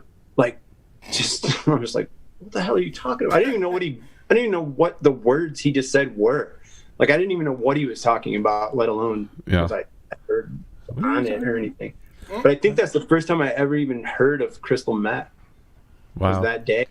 And it was the night before that contest, which is probably true. Right. I have a quick question. when you were out in California, did you ever ride the pipeline? skate I park. did. I absolutely did. That place Yep. was. I rode there one time. You did? One You time. did? One You time. rode a skate park? Yeah. There's nothing that On a race bike. But yeah, no, we went out there on a family vacation and we ended up in I think it's Upland, California, if I remember. Yeah, it's an Upland. Yeah. Yeah, and my brother and I, we rode there and it was fun. I mean, we didn't have a clue what we were doing, but we know we'd seen it in BMX Action magazine and we got to ride there. It was pretty cool. That park was insane. Because that was the mid '80s. I don't know when you were there, but Yeah, when I was there, mid '80s. yeah, I know that park, and it seems crazy because I could have sworn it closed before that, but it was torn down in '89. I don't know when it officially closed, but it closed while I was there, I feel like. But that was one of the last remaining skate parks from like the '70s carryover. So just the fact that there was a skate park at all was still a big deal. And like I can find it if you have another 3 hours. No. A picture I took of Eddie Fiola at the skate park that made it in the magazine, like most of because it was probably early on when I started shooting photos, and picture of Eddie Fiola riding pipeline is kind of. Isn't that kind of like him and Mike Dominguez. Dominguez? Weren't they kind of the guys that kind of put that place on the map? Yeah, for BMX for sure. Yeah. Dominguez is amazing. Mike Dominguez is. I know this is kind of more racing talk, but man, I really got to witness some amazing freestyle stuff. Please talk about anything other than that. Yeah, like I didn't see like the heyday of the king of the skate parks and all that, but I got to see Dominguez and Eddie Fiola and those guys ride the pipeline, and it was oh shit! Oh, you did. Nope, there you go. You're back. I was trying to close that window out, and then I closed the whole thing out. But I got to see those guys ride, and I got to see Kevin Jones come on the scene, and I got to see like Matt Hoffman do the first 900 at the contest in Canada in 1989. That was after I moved back, and I was freelancing for Freestyling magazine. I was shooting photos, and I'm in the video. I'm standing on the deck shooting photos of Matt Hoffman doing the first 900. And I saw Mike Dominguez almost land at 900, and other dudes just killing themselves trying to do that trick, and to see the first one landed was just pretty amazing. I hold those moments in high regard, that I was able to witness those. It's pretty awesome. That's pretty sweet. You get to see some history happen. That's cool. We've got a ton of other questions that we're not going to get to, so why not? We want to formally invite you back for what we like to call Moto 2. If you're interested, we'd like to have you back so we can. I do. We could Look talk. at this. Yeah. You see that van? It's a Nichols Bakery van, and my dad bought it and painted that giant American flag. Is that like a bread? On the side. Like a what do they call those? Like a bread delivery truck or delivery something? van? Yeah. He gutted it, and he had all these custom shelves built into it and everything. That was your vending trailer or truck? Yeah. Yep. And those table. I think that's my stepbrother, which is a trip because he was not a BMX dude at all. But them are some short shorts. Yeah, that would definitely. Chris, do you have a pair of those? You wear them. You will wear them next week. Not today. I probably did back then when that picture was taken, but You're not now. You're going to wear them next week when we're in Florida. Dude, I do not have shorts like that. But that van, man, it was pretty rad. It was all custom, and he would drive it all over. I mean, he didn't go too far, but all the races within a couple 100 miles of here. And so you'll come back again and join us again, Scott? Yeah, sure. Awesome. Hey, I gotta I'll show you this. I saw this. You had this picture. That was yeah, Mr. Brian. Yep. Yeah, well, Mr. Brian lives 5 minutes from me, but he brought this to me today. This print, which is pretty amazing. Yeah. Yeah, he's been sending out some. Nice. Okay, we got to give a shout out to Mr. Brian Miller. Yep. Yeah, he's the best. And absolutely. So check out his Facebook. I'm going to screw this up. Let Scott do it then, because he has it on the bottom of his poster. Yep. What's where can you find Brian Miller, Scott? on Facebook at BPMX photo. See, I think that's what it is. I jumbled it up too. Pretty amazing. It's all right. All right, we're going to go to a commercial with Heavy Pedals. When we come back, we got to go to our Jeremy Ames voicemail, news, rumors, and gossip. But before we even get to that, after we come back from a commercial, we're going to check in with Melissa, and we're going to check in our chat room. But we're going to go over to our friends at Heavy Pedals BMX. Heavy Pedals BMX Zine. Voted number 1 by the All Things BMX Podcast Show viewers. Issue 3, now out. Make sure you head over to Sloan Bicycle Shop, Ray's MTV, Reggie's, and many others to pick your copy up now. While you're at it, make sure you check out our website, pick up one of our new t-shirts, and our beer koozies to keep those drinks nice and frosty cold on those warm days at the track and trails. Heavy Pedals with a Z.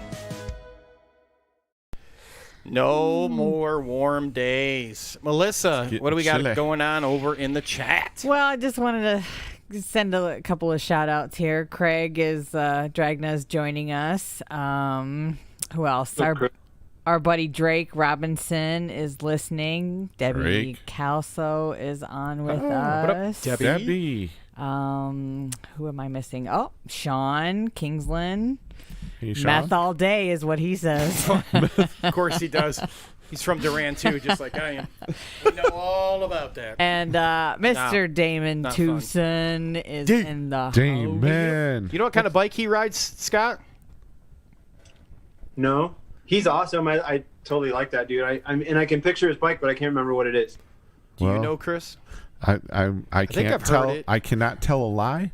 It is Can't a tell a lie. truth. I think it's a truth. And is they the are truth. actually sponsoring our trivia question this evening. They so. are. Yes. Oh, Truth? Mike- Sweet. Go ahead, Melissa. Sorry, I was going to jump on what Mike put in there. No, go ahead. Mike Smith said he rode in that van a few times. Yeah, he probably did. Mike definitely rode in the back of my 1978 Subaru station wagon with my friend Tom Perigo and I to race BMX at Redbud in Buchanan, the famous motocross track. Redbud had a BMX track? They had two different BMX at two different times. They had BMX tracks. I'm gonna say for sure in '78 because I know that's when I raced there. But I think in '77 they had a racetrack. That was insane. It was super long and it went like all throughout like where the parking lot is now. Yeah. You were infantile at that time. And then they kind of skipped ahead a couple of years and where like the mini moto track is now or one of those other tracks. Mm-hmm. There was a BMX track and Mike went to that with myself and my friend Tom and my Subaru, which is a trip because Subaru back then didn't accommodate 3 people and 3 BMX bikes very well. But Jeremy's checking in. He wants to know if we'd play the voicemail yet. We have not, Jeremy. We're headed there right we're now, heading buddy. that way, dude. But this guy won't shut the hell up. No. What convenient timing. So as we announced last week, We have an official sponsor of the Jeremy Ames voicemail. God, he's gonna run. Like, Run. yeah, the guy that owns Yellow Cat. The yellow cat. Like, he's just gonna be like, "What the shit did I just get into?" What did I sign up for? But without further ado, here we go with this week's segment of the Jeremy Ames voicemail. Hey there, guys. Randall David here. Oh my God. Z-Man's old man. Calling from the ratchet city of Ionians. Hey, listen, I'm trying to get Z-Man down to the Grand, get him carboned out. So I've been doing some side gigs. We're talking about Z-Man. This kid's quick. He ain't no Pikachu. You know what I'm saying now? But listen, here's a couple things I've been trying to do. I'm going to put it out there, and if anyone wants some of that, they just go ahead and get at me now, okay? Right now, what I got going on, I got 10 provocative photos, excavators for sale. That's 10 provocative photos of excavators, all kinds of poses. I got 4 trash bags full of empty Kodiak cans. You can get on those. Talk to me about it. Willing to tear out any tree, even if it ain't yours. I'll come out there and tear that out. You don't like your neighbor, your uncle, or something weird. You know, just let me know. I got 8 hours surveillance videos from when Brownie Man spent the night that time. This one's gonna cost you though, 'cause this shit gets weird. I got 4 Franken bikes for sale. All kinds of parts, all kinds of parts. You know what I'm saying there? I got a pair of Hainbrink forks, 1 broken tube. I got some old dirty 7-Up jerseys from my buddy from down in Florida. And I got a few of those Make 7-Up Your t-shirts as well that I won from drinking the pipes. Anywho, if you need any of that, or you got any ideas how I can help you out, or you can help me, I want you to reach me out at Pube Whistler, that's Pube Whistler 69@hotmail.com. Now, don't come at me with any baloney, or you'll be tasting my AR-15, you feel me?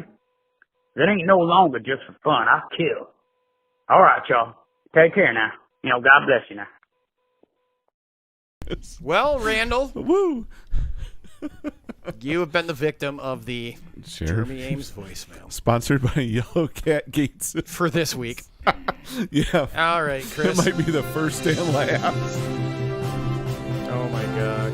That was the quickest. That might be the fastest sponsorship we've had. Tell them who's going to be on here next week. Oh, wait, I got a little bit of housekeeping here real quick first. Welcome to the News, Rumors, and Gossip, sponsored by Nate's Painting. If you have any news, rumors, or gossip you would like to share with the show, you can email us at allthingsbmxshow@gmail.com. Make sure you what's this saying here? Oh, make sure you head over and subscribe to our YouTube channel. You can listen to us on podcast version of the show. Join us for next week's All Things BMX Show. Our guest will be... Wait a minute. This is news. This is breaking news. Right there. This is that part. All right. Say it, bro. All right. Brand new. The brand new. All right. We're cleared to say this, right? Obviously, it's on here. Duh. If he didn't get the contract signed, we're going to be in trouble. Yeah. So, our friend Brian Wilson over at T-Bone BMX has just signed pro rider Tyler Klumper. He's the official pro of T-Bone BMX. He will be our guest next week on next Wednesday night. And yes, I will. Oh, I'm glad it took you 2 weeks to answer that. Hey, I texted you yesterday, dude. I did. Quit fighting, ladies. Hey. Karen's it's knocking getting off. late. I did. So, yeah. So Tyler Klumper, I hope I am pronouncing that the correct way. Just signed with T-Bone BMX. He's going to be racing for them. We'll probably see him down in Florida next weekend. We will. So that'll be sweet. All right. Next up. Big Hill Race. Big Hill Race at Derby City BMX down in Louisville, Kentucky. Big money. All right, this is tomorrow night. All right, so there's going to be, Thursday, October 15th. For everybody who's heading down to Louisville, they're going to run a practice from 11 in the morning to 2 in the afternoon. It's $20. And then there's going to be a second practice from 2 to 6. 3 to 6. Oh, 3 to 6, sorry. Session 2. 3 to 6, that's $20 also. So if you want to get some practice in tomorrow down in Louisville, you do that.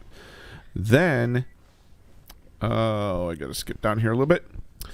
All right. Oh, it looks like you can pre-register through PayPal to pay for the practice.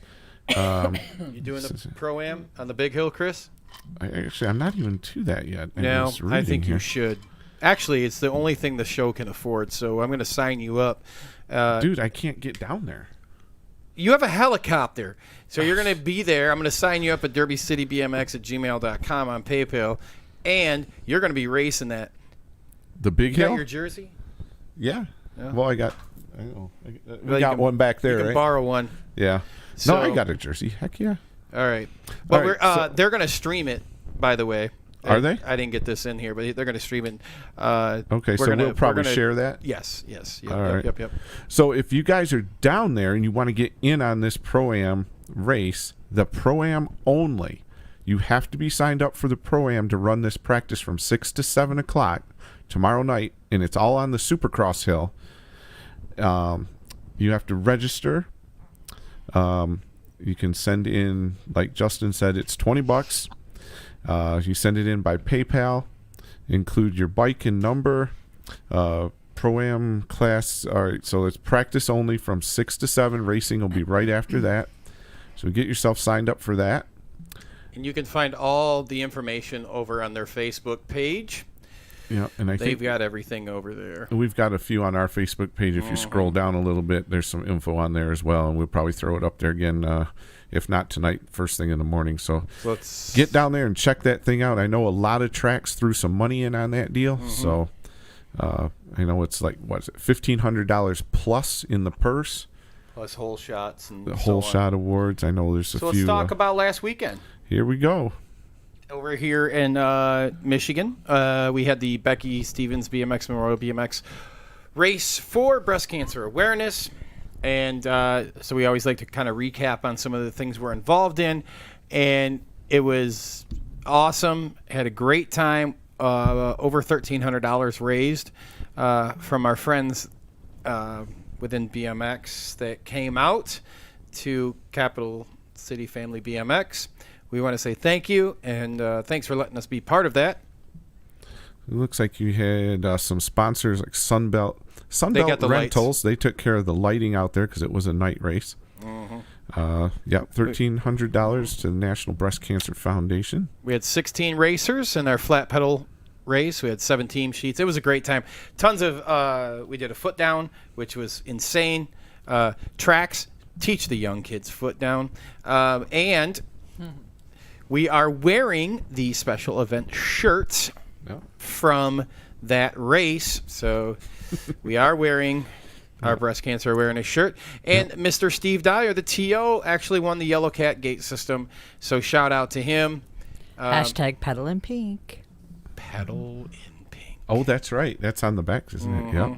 So I guess at this point we should say, since this was a breast cancer awareness, and it is October, which is Breast Cancer Awareness Month, ladies, go get your mammogram if you haven't done it. It's important. Don't slack on that. Thank you for making that public service service announcement number 2 for the show, I believe. That was not awkward. That wasn't? So we want to give a shout out to our friend Rob Gray. He just got hired as the new team manager of Mayhem BMX. So congratulations to him. Yay. Yay. Woohoo. And we wanted to give him a shout out because he emailed the inbox of the show. And that's all you have to do is just send it over. Come on, people. Yeah, exactly. So real quick, man, Mayhem BMX started out in Medford, Oregon. They got national teams, factory teams, and this started with Curtis Bucklew at the request of some families that wanted to start a team. Our friend Rob got chose because, well, he's a hell of a promoter. So they've got state teams all around the country, and they had a discussion down at Rock Hill, South Carolina, is possibly adding him on and starting a Michigan team, and he kind of got the job. Welcome to the second most thankless job, Rob, is the team manager job next to the team or track operator. Track operator. Yeah. So congratulations and good luck. Also want to let you guys know, look, they're currently looking for riders. So if you think you've got what it takes and you have the proper sportsmanship, and it's not all about winning, man, just, not being a bag of shit, basically. So I hope the kids are off now. Just remember, you need to represent your sponsors and present yourself as a, decent person, not some, That's right. Oh, they have sponsors also. They do. And besides that, before we get to those, don't be afraid to contact him. You can reach, it'll be in the show notes, but you can reach him at rgray.bmx@gmail.com. They are a Mongoose sponsored team, so they got the hook up on the Mongoose race bikes. Nice. They're sponsored by Box Components, Mongoose Bikes, O'Neill Racing, 09, and Time to Shine BMX. So congratulations, Rob. Very happy for you. Awesome. It's time for birthdays, Chris. Birthdays. Oh, we got actually a ton of them, and a lot of them are upcoming this week. So we want to say happy birthday, Damian Long, Michael Campbell, Margie. Today. Today. Beautiful birthday. Happy birthday, Margie. You beautiful person, you. Jamie Skinner, Matt Callan, Tad Perryman, Our friend Jenny From the block. from the block. Victor Alvarez, Linda Neiman, Screaming Neiman's bride, Autumn, Jared, Trevor. Actually, Trevor Morris, Scott, is from House of Wheels. That's Rick's son. Oh, cool. Remember that place? Oh, right. I know Rick. Yeah. And Yeah. Diane Kearns, happy birthday. Thank you guys for watching the show and being part of what we do. Did you get? Yeah, I did. Oh, did okay. Don't you ever correct me. What? Hey, and also not Why don't on you the just go list ahead is again? my daughter Anna. Like I said at the beginning of the show, happy 20th Because you didn't use birthday. the email inbox. Well, yeah, I know. Jesus. I just figured I'd throw it in there. I didn't have to have it on there. Scott, You gotta work. You gotta play by the rules, man. it's how the rules are. It's what we do here at the mothership. Scott, Hey, is there anybody we you'd like to make the thank? rules. Sponsors, family, anything like that you want to give a shout out to? And then we're going to plug Moto 2 with Scott Towne. Yeah. Don't hold your breath on that one. No, I do. Like, my family means everything to me, of course, and I have so many friends. But this dude, I want Yes. There you go.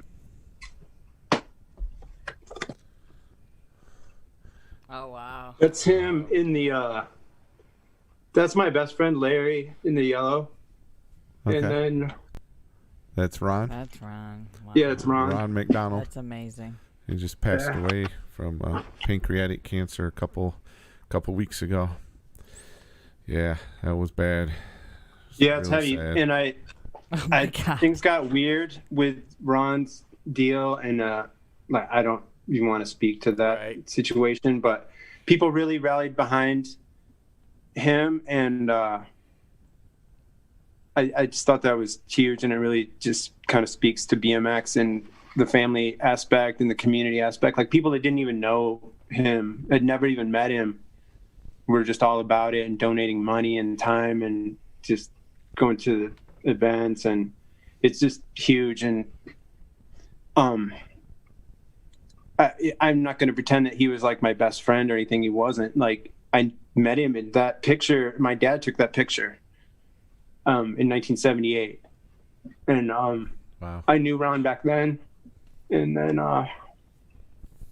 when he started racing again a few years ago, he posted a picture on Facebook, and I was in it, and it just said, "Hey, if anyone," in Ron language, it said, "If anyone knows Scott Towne, show him this." I don't even think it said tag him in this picture, but they did tag me in it, and it's he and I racing the cruiser class at the Plainwell track, which is pretty huge.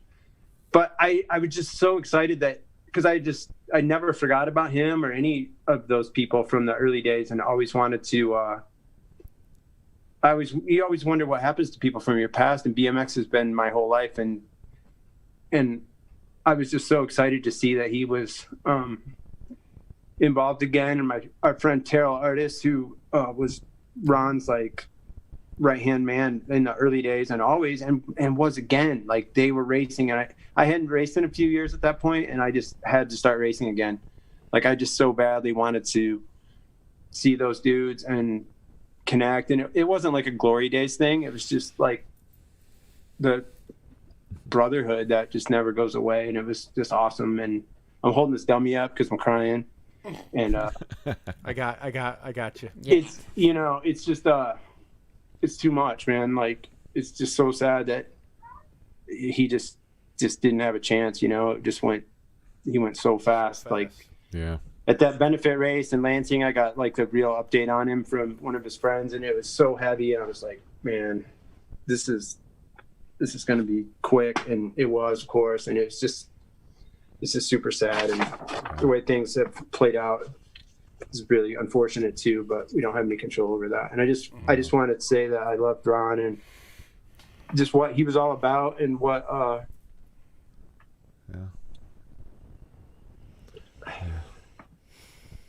all those events for him and stuff. I just thought that really speaks to how good of a thing Yeah. BMX is. That's It's all. family. Yeah, This it's a is big the, family get down. It's a big family. Cash For sure. Cash summarized it the best way when you and I and him were talking on the phone. Remember, he said, Yeah. it's the brotherhood, and that doesn't mean just guys. It's guys, gals. And No, of course. it's the brotherhood that brings everything and everyone together. You know, when this happened, you know, that was when I got in contact with you, Matt Cash, and, you know, we were just like every other BMXer, we're immediately behind it. And it's what we do. And it's why this sport is truly the most beautiful, amazing, best sport that you'll ever be involved in. Yeah, I mean, Cash didn't even know who Ron was. Yep. He saw my post about it and reached out to me, and it started from there. And he set up that page and he was just all in, just automatically, just for just another dude, you know. Cash Matthews. Yes. Yeah, Cash Matthews is super stand-up guy. Like he's always he's the MC at the USA BMX Hall of Fame Awards every year, and he's a legendary rider. He was in real early BMX Action magazine. Like he was a factory sponsored rider from Oklahoma of all places. So it's pretty rad. Yeah. I knew I would cry. I always cry. I cry at BMX. I cry at BMX races anyway. Like for no reason. I'll just be like sitting in the stands watching the races, and it's just so. It just means a lot. Well, it's your passion, you know.